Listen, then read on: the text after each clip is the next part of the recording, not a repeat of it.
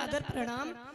मेरा प्रश्न ये है कि यदि आज की डेट में हमारी बहनों को कोई हमारे सामने कुछ कहता है तो शायद हम कुछ समय के लिए प्रशासन को भूल जाएंगे और कोई ना कोई कदम जरूर उठाएंगे। तो जब माता द्रौपदी का चीरहरण हो रहा था तो भगवान श्री कृष्ण के पास उस समय पर्याप्त कारण थे, उन्होंने उसी समय दुर्योधन का वध क्यों नहीं किया?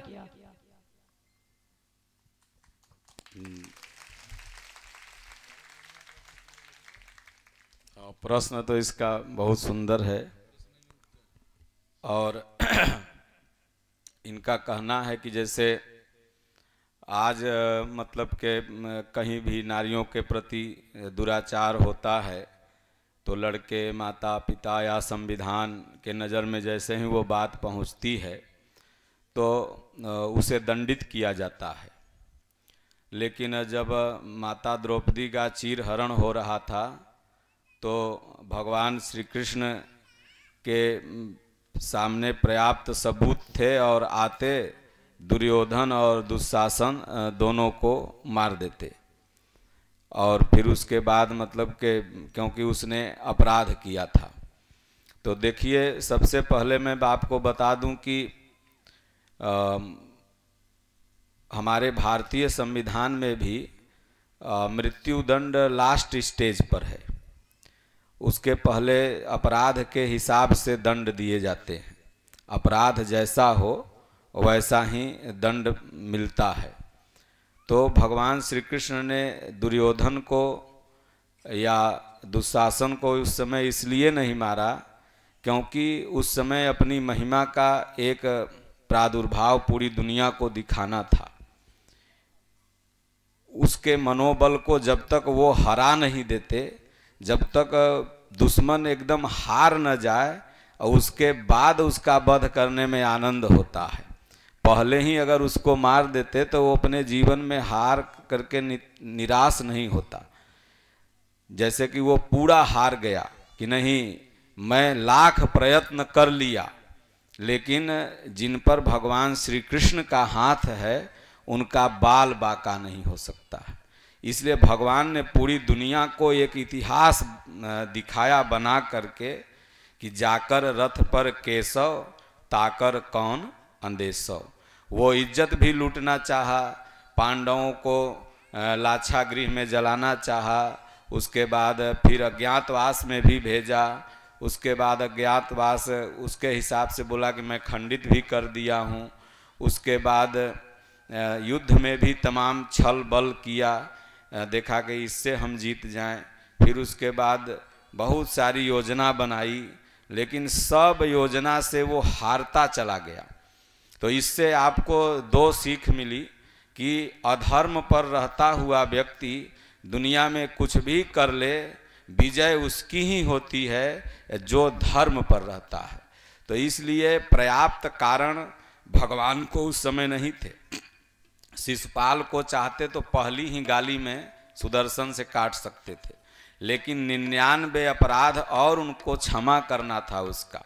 तो इसीलिए हो सकता है कि दुर्योधन के और अपराध कुछ बचे रहे हों, उसके मृत्यु के लिए वो अपराध ज़्यादा न रहा हो।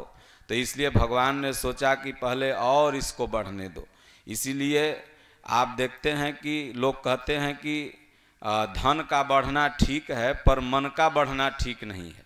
तो भगवान उसके मन को बढ़ाते जा रहे थे और कहीं न कहीं से भक्तों में एक विश्वास भी जगाते जा रहे। अब आपका प्रश्न यह भी हो सकता है कि नरसिंह भगवान प्रहलाद को पहली बार में ही बचा लेते और पहली बार में ही हिरण्याकश्यप को मार देते, लेकिन दुनिया को एक उन्होंने दृष्टांत पेश किया कि नहीं, जब भक्त पर बार बार कोई अत्याचार करता है, बार बार अत्याचार करता है, तो तब जाकर के जब जब होई धर्म कर हानि, बाढ़हि असुर अधम अभिमानी, तब तब प्रभु धरी विविध शरीरा, हरहि कृपा निधि सजन पीरा, तब तब प्रभु धरी मनुज शरीरा, हरहि कृपा निधि सज्जन पीरा। तो भगवान वेट करते हैं किसी भी चीज़ का। इसलिए महाभारत का एक स्लोगन आप सब सुने हैं कि उसमें चौपड़ा, B.R. चौपड़ा बनाए हैं इसको, वो बीच बीच में कहते हैं कि मैं समय हूँ, मैं चाह के भी कुछ नहीं कर सकता क्योंकि मैं समय हूँ। मैं चाहता तो चीर हरण रोक सकता था, लेकिन मैं समय हूँ, मैं दृष्टा हूँ। गीता का एक श्लोक है बाबूराम शुक्ला जी कि दृष्टा अनुमंता च भर्ता भोक्ता महेश्वर। भगवान दृष्टा हैं। वो जब तुम्हारे कर्म के अपराध बढ़ते चले जाएंगे और जब द इंड होने वाला होगा तो भगवान नहीं मारेंगे, वो कर्म में डुबा देगा। दुर्योधन को भगवान थोड़ी मारे, उसके अपराध बढ़ते चले गए, बढ़ते चले गए, होकर कर्म में लेके डूब गया उसको। तो इसलिए तुम्हारा प्रश्न बड़ा अच्छा है और बहुत सुंदर उत्तर से संतुष्ट हो गए। क्या नाम है तुम्हारा? शिवा यादव। देखो बहुत बढ़िया। और खूब ओम ओम का जाप किया करो।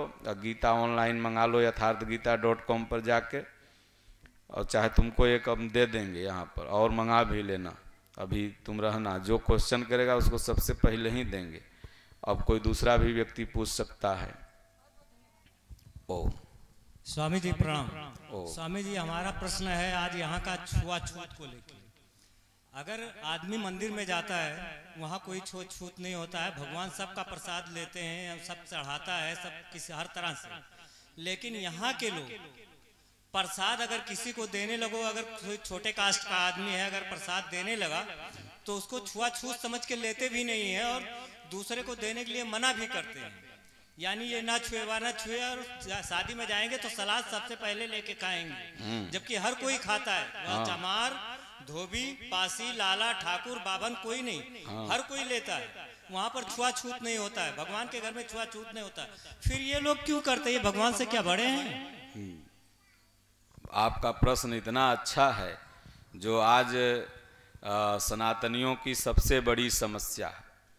सनातनियों में जो एकता नहीं है, जो फूट यहाँ पर है, इसका प्रमुख कारण यही है कि जो भी धर्मजीवी लोग हैं, जो भी छुआछूत करते हैं, तो कुछ उनकी संख्या कुछ ही है। सब हमारे ब्राह्मण देवता ऐसा नहीं है, बहुत अच्छे हैं। जैसे हमारे आश्रम के जो जुड़ चुके हैं भक्त, यहाँ तमाम ब्राह्मण हैं, तिवारी जी बैठे हुए हैं, शुक्ला जी बैठे हुए, वो सब अच्छे हैं। लेकिन ये जो प्रश्न कर रहे हैं, इनका प्रश्न 100% जायज़ है कि कुछ लोग ऐसे हैं जो समाज को बांटने में विश्वास रखते हैं, और इसीलिए भारत में ईसाई, मुसलमान इत्यादि की संख्या बढ़ी। लोग कहीं न कहीं से ये देखे कि जब हमारे भगवान, और अब बौद्धिस्टों की संख्या बढ़ रही है, तो हमारे भगवान जब छुआछूत नहीं करते हैं तो ये धर्मजीवी लोग क्यों करते हैं? तो सबसे पहले मैं बता दूं कि कोई एक जात छुआछूत का जिम्मेदार नहीं है। प्रत्येक जातियों में, आपका नाम क्या है? राम कुमार। राम कुमार जी, हर जातियों में छुआछूत की भावना है। अगर वो हरिजन होगा तो वो भी कहता है कि हम फलना हरिजन का छुआ नहीं खाएंगे। अगर वो मौर्या होगा वो भी कहता है मारो वो गलल मौर्या है, ओकरे यहाँ हम अपना बेटी नहीं बियाहेंगे। पंडित जी होंगे, बोलेगा वो सुकुल है, वो तो सुकुल नहीं है, वो तो सबसे निचलका सुकुल है, सबसे निचलका तिवारी है। वो ठाकुर है, कहेगा वो तो ओकरे यहाँ कोई बियाह न करता, कोई पानी न पीता है, वो ठाकुर है। हर जातियों में छुआछूत की वायरस बीमारी घुस गई है। सर्वप्रथम भारत के जो संपूर्ण जाति हैं, इन लोगों को अपने अंदर से छुआछूत निकालना होगा, और धर्मजीवी को सबसे पहले निकालना होगा, क्योंकि धर्मजीवी का चरित्र भगवान जैसा होना चाहिए। क्योंकि आप जब भगवान का प्रतिनिधित्व कर रहे हैं, और वो भगवान, वह शिव, वह राम, वह कृष्ण, वह देवी, वह दुर्गा छुआछूत नहीं करती, वो भावना देख करके भक्तों के यहाँ गई। भगवान दुर्योधन के मेवा त्यागे, साग विदुर घर खाए, और सबसे ऊंची प्रेम सगायो।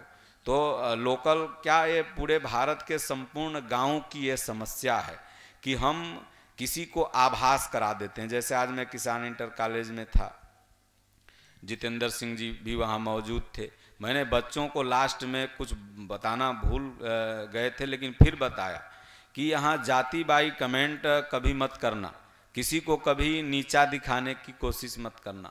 महान वह है जो गले लगाता हो, महान वह नहीं जो ठुकराता है। तो इसलिए जितने भी हमारे समाज के लोग हैं सब एक हैं, कोई न ऊंचा है न कोई नीचा है, क्योंकि सब मनु पुत्र है।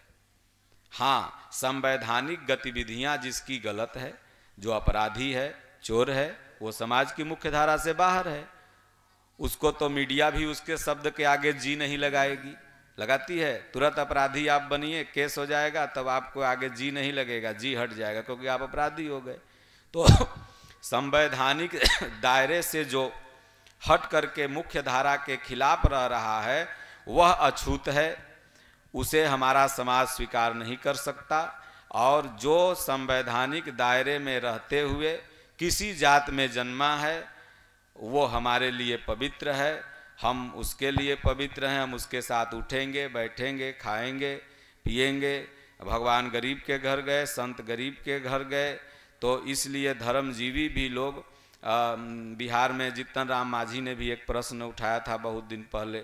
उन्होंने कहा कि कथा तो कराने लोग आते हैं, लेकिन दक्षिणा पंसौआ में छुआछूत नहीं है, और कहेंगे खाना हम चमारे के घरे नहीं खाएंगे। चावल दे दो, सीधा दे दो, वहाँ खा लेंगे, होटल में खा लेंगे, मोटर में खा लेंगे, बस में खा लेंगे, वहाँ नहीं छुआएंगे। लेकिन अपने गांव में जब आएंगे तब कहेंगे कि अरे ये कैसे होगा। हमारे यहाँ एक भगत है, नाम नहीं लूँगा, तो वो कहा कि बाबा तो दुसाधों के छुआ आश्रम में खिया देते हैं। तो एगो भगत उसको देख लिया कहीं दुसाध के घरे खाते हुए, दुसाध माने पासवान। तो वो कहा कि करे तू तो आश्रम में कह रहा था कि हम दुसाध का छुआ नहीं खाते, यहाँ तो दुसाधे के घरे खा रहे हो। तो कहे रे वो गाँव वाला ना बात था, हो गाँव में दुसाध के छुअल खेबे तो लोग की कहते, मतलब कि अब बाहर में तो कैसनो खा, मेरे गाँव में छुआछूत करेंगे, अब बाहर में कैसहूँ कर लेंगे। तो ये कहीं न कहीं हमारी रूढ़वादिता है। इसलिए संत जो होते हैं वो समाज सुधारक होते हैं, और जितने भी हमारे धर्मजीवी हैं उनको भी चाहिए कि इस तरह का भेदभाव न करें कि हमारा भाई दुखी हो। नहीं, आप खाइए, उसके घर प्रेम से खाइए। अगर सफाई से, श्रद्धा से, भाव से दे रहा है तो राम जी खाएं, कृष्ण भगवान खाए, जितने शंकर जी खाए। धन हो भोले बाबा तेरे कौड़ी नहीं खजाने में, तीनों लोग बसाए बस्ती में और आप बसे वीराने में। आप गीता पढ़िए, गीता में मानवतावाद है, सब मनुष्य हैं, सब भगवान के अंश हैं। आपका बहुत सुंदर प्रश्न रहा, और मतलब कि जहाँ तक मेरी आवाज़ जा रही हो सकता है लोग इसके माध्यम से और यहाँ भी सुन रहे हैं, थोड़ी बहुत कमी करेंगे। जो श्रेष्ठ हैं उनको धिक्कार करने में उनकी श्रेष्ठता नहीं है, वो और नीच हो जाते हैं। और जो गले अपना लेता है, बल का दुरुपयोग क्या है, किसी को गिरा देना, और बल का सदुपयोग क्या है, गिराए हुए को उठा देना, गिरे हुए को। तो आपकी श्रेष्ठता का दुरुपयोग है कि आप दूसरे को निकृष्ट कहते हैं, बल्कि आपकी श्रेष्ठता का सदुपयोग तभी होगा जब निकृष्ट को उत्कृष्ट बना दीजिए, अपने से उसको ऊंचा दर्जा दीजिए, ताकि वो भाई सदैव आपके लिए रहे। ऐसा नहीं कि कल आप पंडाल गाड़ने जाइए तो कोई आपको लेबर न मिले पंडाल गाड़ने के लिए, दुर्गा जी के, देवी जी के। हैं ऐसा हो जाएगा अगर इसी तरह की भेदभावना रही तो। ऐसा कभी हो जाएगा कि ये बाबू साहब का स्कूल है तो खाली राजपूत के पढ़ाओ, ये यादव का स्कूल है तो खाली यादव के पढ़ाओ। इसलिए आप लोग आज से संकल्प लीजिए कि हम लोग छुआछूत में विश्वास नहीं करेंगे, हम लोग ईश्वर भजन चिंतन में विश्वास करेंगे, एकता में विश्वास करेंगे। गुरुदेव,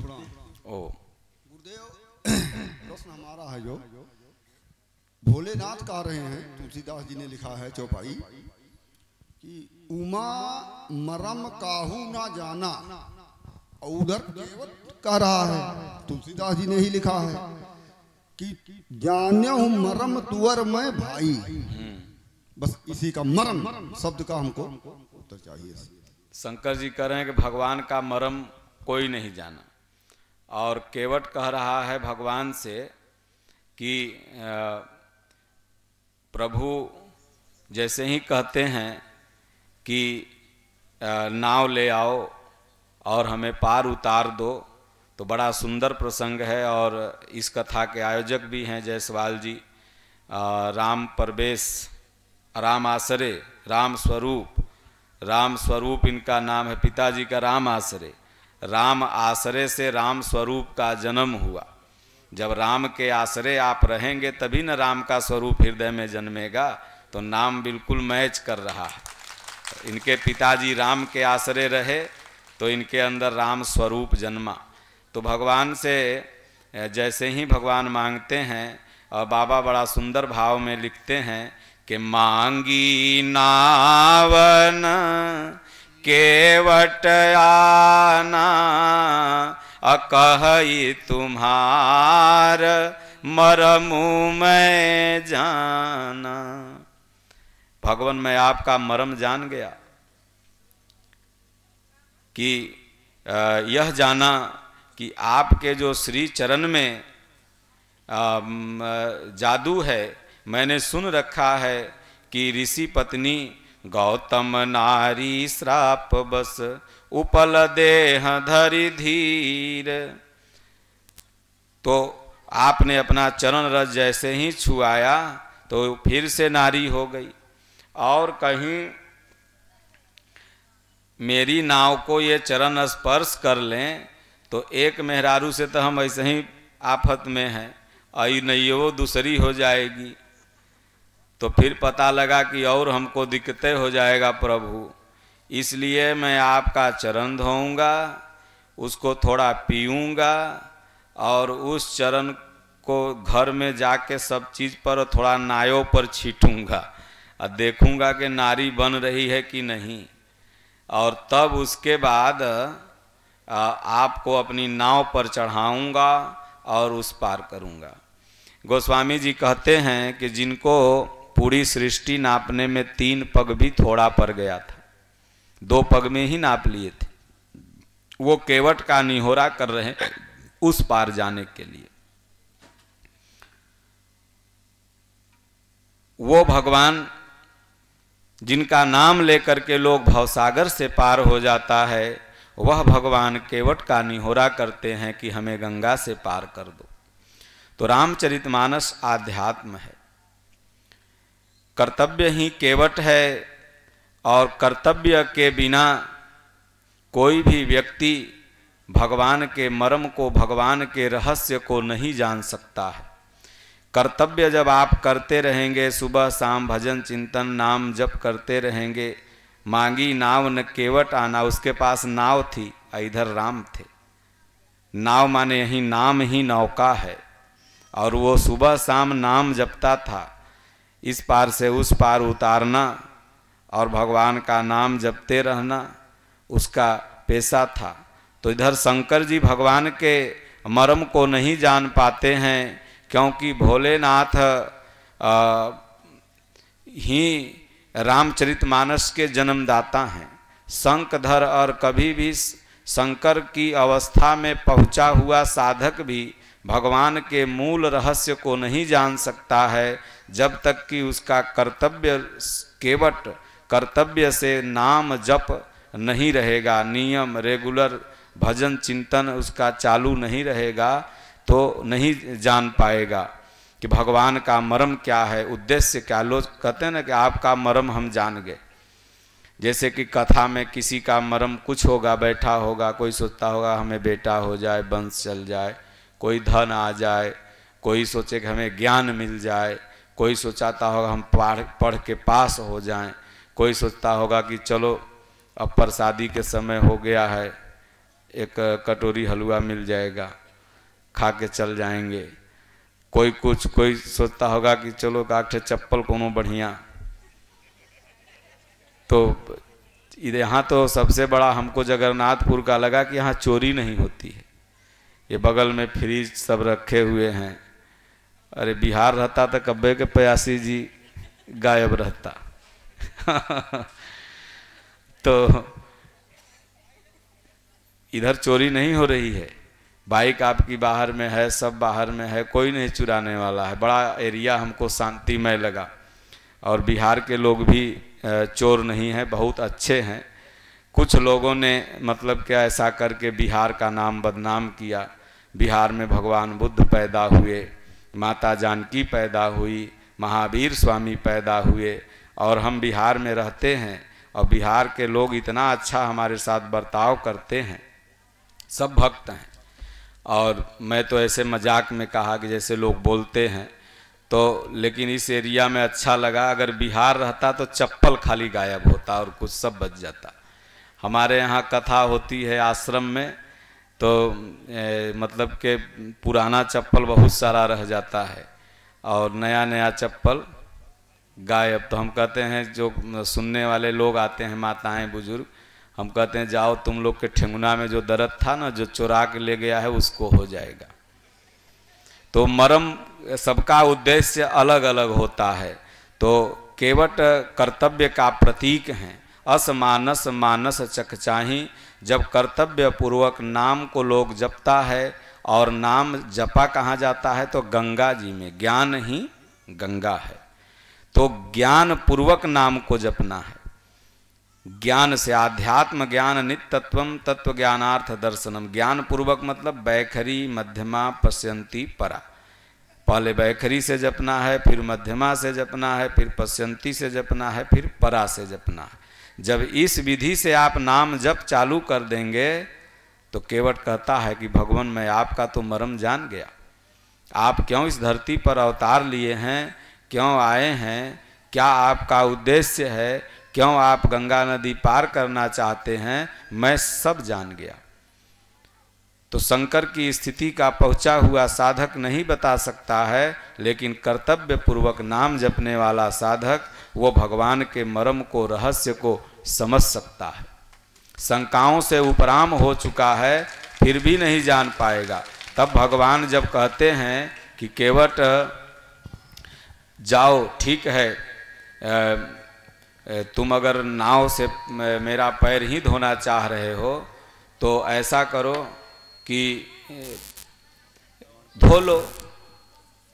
तो केवट कहता है प्रभु जल्दी करें, और हमें भय लक्ष्मण जी का भी नहीं है। बरु तीर मारहूँ लखन पे, जब लगी न पाँव पखारी हूँ, तब लगी न तुलसीदास। तुलसीदास जी कह रहे हैं कि रघुनाथ को पार उतारी हूँ, तब लग मैं पार नहीं उतारूंगा। तो भगवान उसके भाव को समझ रहे थे। कभी कभी स्वामी जी के सामने ऐसे अटपटे भक्त आ जाते हैं जो वाणी सुनने में कठोर लगती है, लेकिन महाराज खूब हंसते हैं। महाराज उसके भाव को पकड़ रहे हैं, किस भाव से बोल रहा। तो राम जी के सामने ये वाणी अटपटी, लक्ष्मण जी के सामने अटपटी लग रही थी। निषाद भी सोच रहा था कैसा ही भक्त है, अटपटा बोल रहा है, उजड्डता कर रहा है, भगवान क्या सोचेंगे कि निषाद राज का ऐसा ही है। लेकिन वो तो केवट जान रहा था कि क्या हम बोल रहे हैं, अब भगवान जान रहे थे कि क्या बोलना चाह रहा।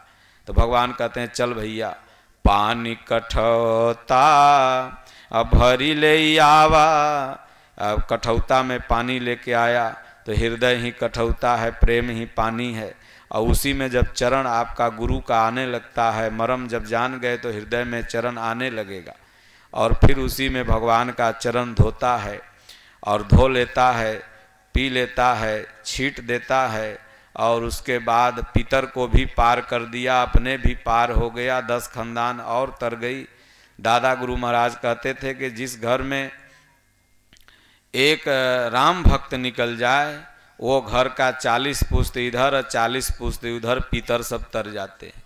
धन्यवती जुबती जग सोई, ये क्या नाम है, राम परवेश जी, राम स्वरूप जी 40 पुश्त तार दिए इधर उधर दोनों।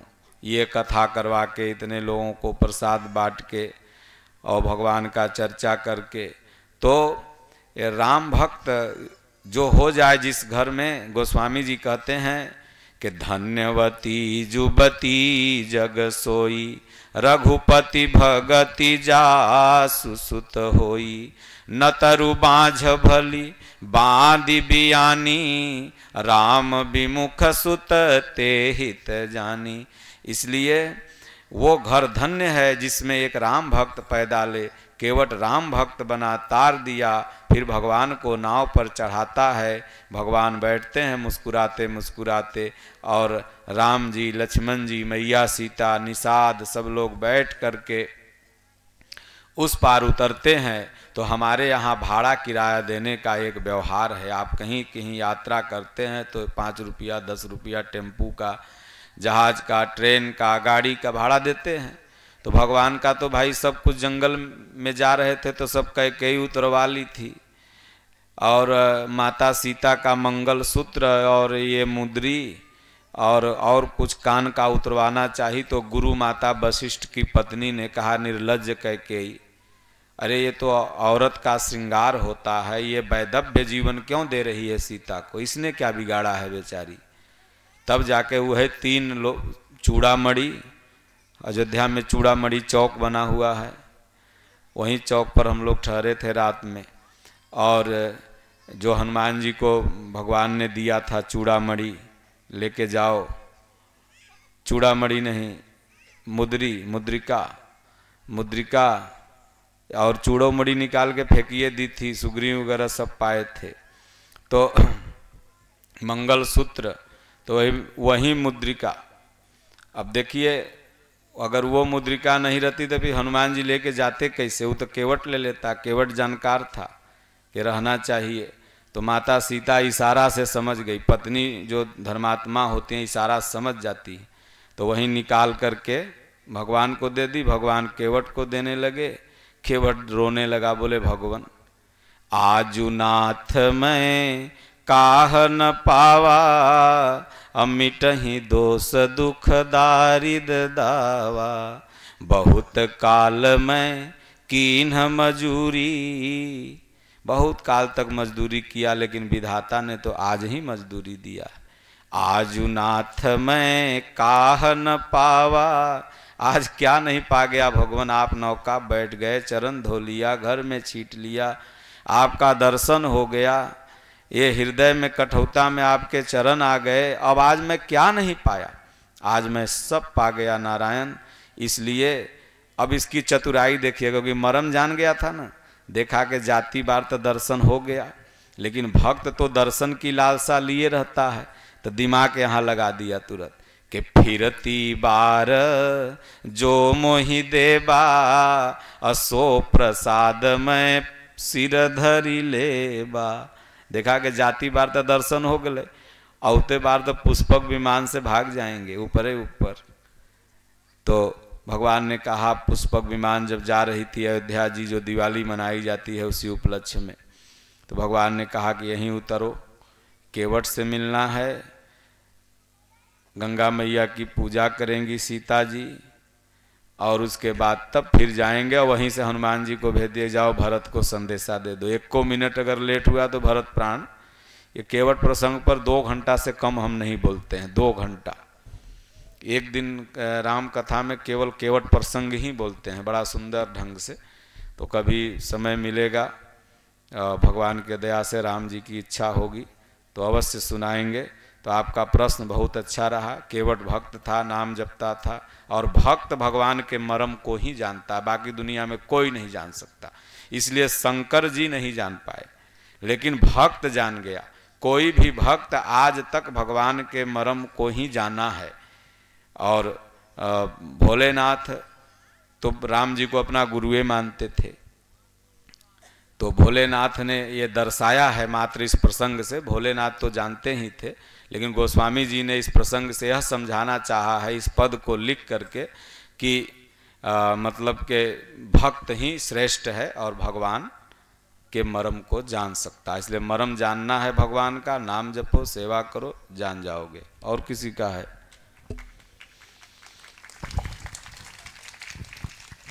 बाबा जी, सबसे पहले मेरा आपके चरणों में सादर प्रणाम।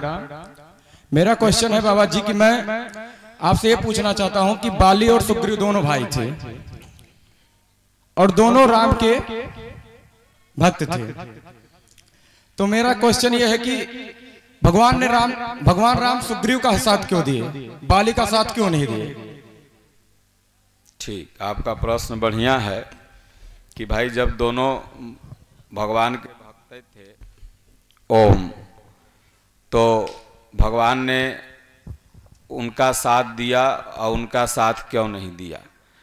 देखिए, भगवान आपको लग रहा है देखने में बाहरी दृष्टि से कि भगवान ने बाली का साथ नहीं दिया, लेकिन हमारी दृष्टिकोण में भगवान ने सुग्रीव से ज़्यादा बाली का ही साथ दिया। कैसे दिया?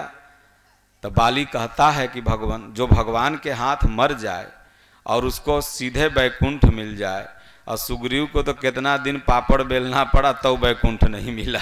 तो इसलिए भगवान तो सबसे ज़्यादा बाली का साथ दिए कि अंत समय, मृत्यु के समय राम के हाथ से मरना और राम जी के सामने मरना और राम राम मुख से कह के मरना, इससे बड़ी भी मृत्यु दुनिया में कुछ है? बाली स्वयं कहता है, जब भगवान कहते हैं कि अचल करहूं तन राखहूं प्राणा, चलो भाई हमसे गलती हो गई, मैंने तुमको मार दिया, जाओ मैं तुमको अचल कर दे रहा हूं, अब कभी नहीं मरोगे, अमर कर दे रहा हूं।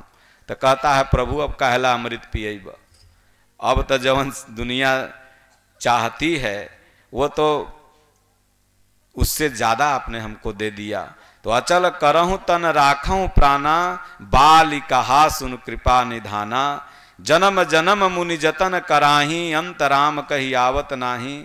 जन्म जन्म लोग जतन करते हैं और राम का नाम नहीं आता है, और राम तो मेरे सामने है। और बाहरी दृष्टिकोण से अगर देखा जाए तो भगवान ने बाली का साथ इसलिए नहीं दिया कि बाली अधर्म पर था, उसने कहीं न कहीं अधर्म से उसके राज्य को, नारी को छीन रखा था।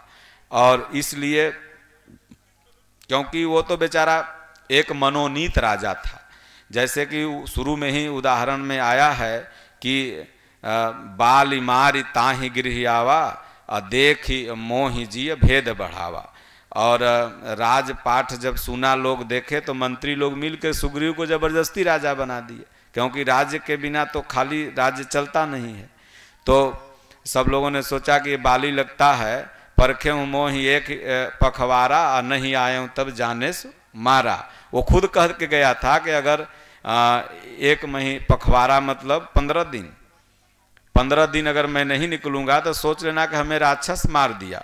तो ये मास दिवस तह रहे खरारी, एक 15 दिन क्या, ये 30 दिन रहा वहां पर सुग्रीव, और तब उसमें से खून निकला। तो खून निकला तो देखा कि अब तो 15 दिन वो बोले थे, 30 दिन रहे, लगता है कि वो राक्षस मार दिया भैया को। तो एक बड़ी सी शिला उस गुफा के गेट पर रख दिया और चला गया। देखा कि उसका ध्येय था कि राक्षस बाहर निकलेगा तो फिर आके आतंक करेगा, इसलिए इसको भी इसी में ढक देते हैं, क्योंकि भाई तो मेरा मर गया। लेकिन कुछ दिन बाद जब ये राजा बन गया तो वो आ गया, आया तो देखा कि भाई ये तो राजा बन गया, मेरा राज्य ले लिया। तो बल भर मरले से अब मार के भगा देता, कम से कम मेहरारुओ रोटी वोटी बेलेला रहती, तो बेचारा वो नहीं भगाया और औरतियों के रख लिया, तो अकेले भगा दिया। तो हनुमान जी मंत्री थे, तो इसलिए बाहरी दृष्टिकोण से वो अधर्म पर था इसलिए मार दिए, लेकिन आध्यात्मिक दृष्टिकोण में अगर जाइए तो सुग्रीव से भी ज़्यादा महान बाली था, क्योंकि भगवान के हाथ से मरा। ओम। और कोई प्रश्न? मास्टर साहब आ रहे हैं।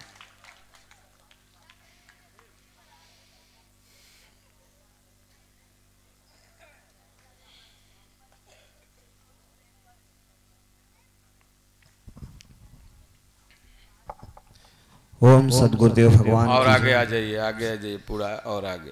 हाँ। सदगुरुदेव भगवान की जय। आपके चरणों में कोट कोट प्रणाम।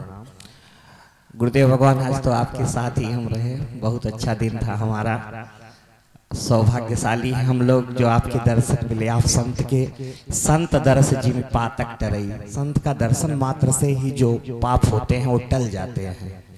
और वास्तव में राम स्वरूप जी का मैं धन्यवाद ज्ञापन करता हूँ कि महाराज जी को आए। तो पहला प्रश्न तो महाराज 2-3 प्रश्न लेके आए, लेकिन छोटा छोटा ही है। एक प्रश्न तो ये है, आप फिर दर्शन कब देंगे? दूसरा मेरा एक प्रश्न है महाराज, ये जमाना अब शॉर्टकट का है। जैसे 50 किलो का यूरिया खाद आती थी, अब एक बोतल में आने लगी। जहां इतना बड़ा ऑडियो या वीडियो का कैसेट होता था, अब एक छोटा सा चिप में काम चलने लगा। चिप के भी काम नहीं लाई। अब गुरुदेव सब नैनो होता जा रहा है, छोटा होता जा रहा है। तो मैंने एक श्लोक पढ़ा था, उसी को मैं उपस्थापन यहाँ पर कर रहा हूँ। आदमी की आयु भी नैनो हो गई। जी नैनो हो गई। जहाँ 100 वर्ष जीना था, औसत आयु 60 वर्ष माना जाता है। 60 वर्ष। हाँ, इसलिए 60 वर्ष में रिटायर कर देते हैं। अब तुम्हारा कोई भरोसा नहीं कल जियोगे कि नहीं जियोगे।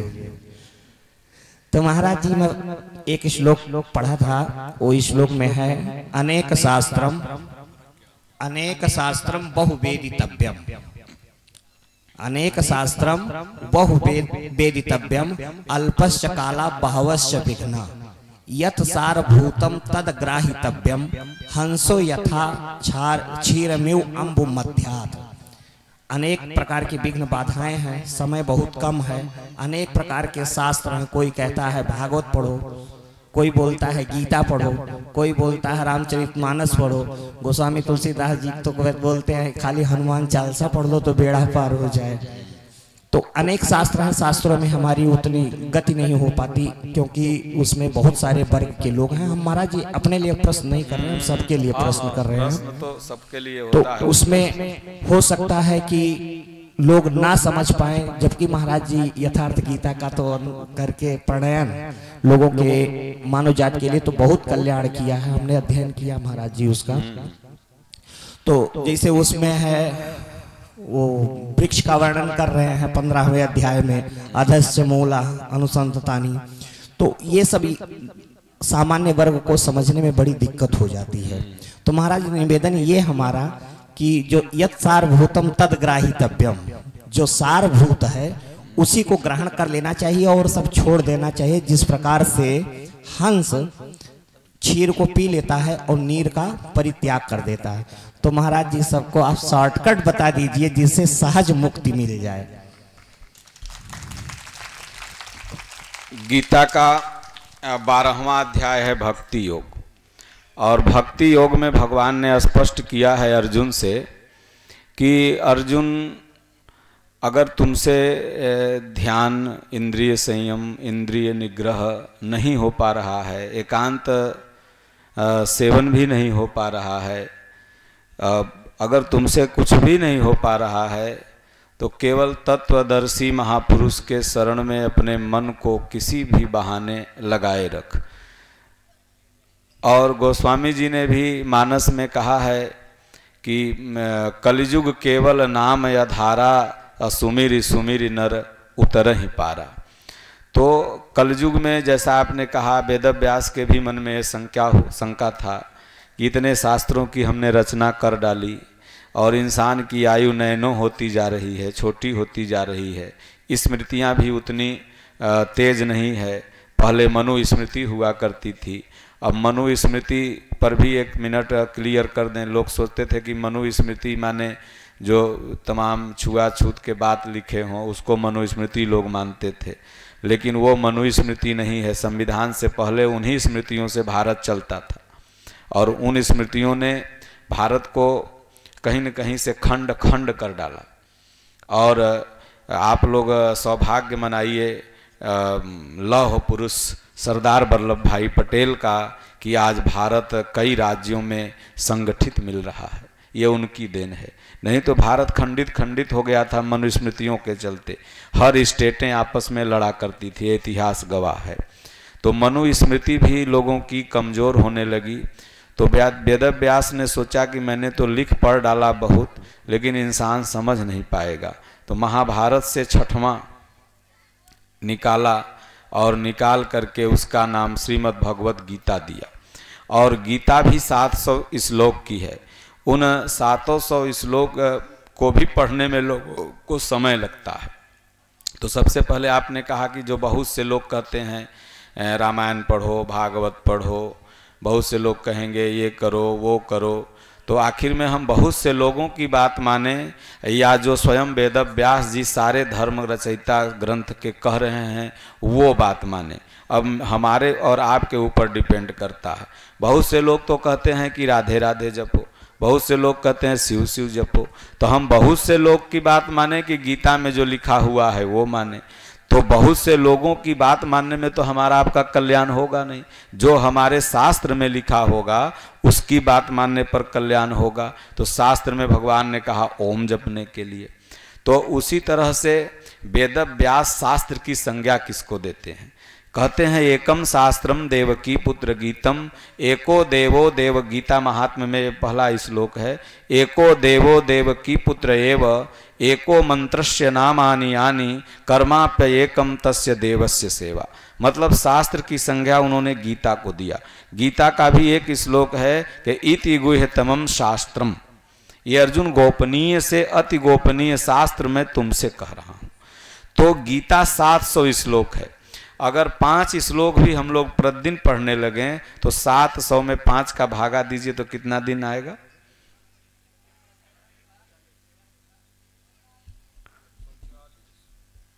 140 दिन।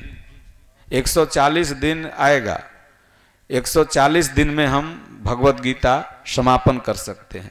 अब पूज्य गुरुदेव भगवान ने कहा कि यथार्थ गीता को 3 बार पढ़ना है, तो 140 दिन गुणित्ते 3 कर दीजिए तो कितना आएगा? 300 इधर और 4 या 120, 420 दिन। मतलब 420 दिन में आप 3 आवृत्ति इसका कर सकते हैं। और मात्र पढ़ना कितना है? 5 श्लोक। टाइमिंग होगी 5 श्लोक पढ़ने में अर्थ सहित 20 मिनट। तो हम भगवान ने हमें इतना अनमोल समय दिया है, हर कुछ परिस्थिति दी है, क्या हम उसके लिए 20 मिनट नहीं निकाल सकते हैं? अगर नहीं निकालते हैं तो मनुष्य जन्म ही हमारा बेकार है। इसलिए 20 मिनट प्रत्येक दिन 5 श्लोक आप श्रीमद् भगवद गीता की हिंदी टीका यथार्थ गीता का अध्ययन करेंगे तो आप यह समझ लेंगे कि भजन कैसे करें, ध्यान कैसे करें, मन को बस में कैसे करें। तो इसलिए हमारे संतों ने तो यहाँ तक, मतलब कलयुग में एकदम शॉर्ट करते गए।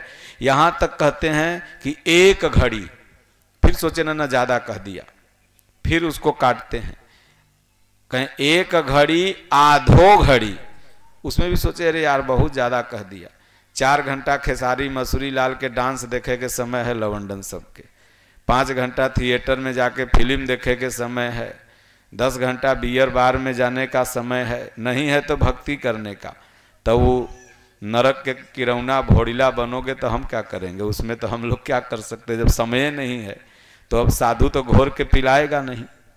तो आपका प्रश्न जो है समाज हित के लिए है, सबके लिए है। आप तो एक सुलझे हुए भक्त हैं और आप उलझ ही नहीं सकते हैं। जो यथार्थ गीता पढ़ता है वो कभी उलझ ही नहीं सकता है, वो सुलझ जाता है। तो इसलिए